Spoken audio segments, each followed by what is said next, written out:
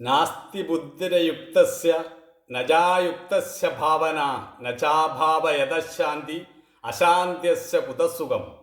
ഇന്ദ്രിയങ്ങളെ നിയന്ത്രിക്കാൻ കഴിയാത്തവന് ജ്ഞാനമുണ്ടാവുകയില്ല, അവന് ധ്യാനവുമില്ല.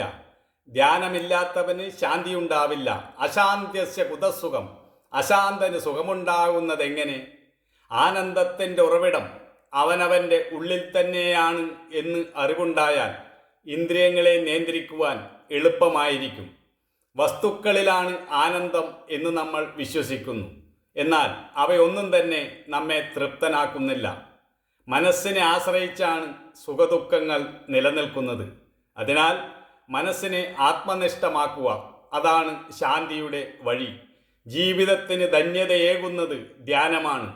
ആത്മധ്യാനത്തിൽ മുഴുകിയിരിക്കുന്ന മനസ്സ് ദുഃഖത്തിൽ നിന്നും വേദനയിൽ നിന്നും മുക്തമായി തീരുന്നു.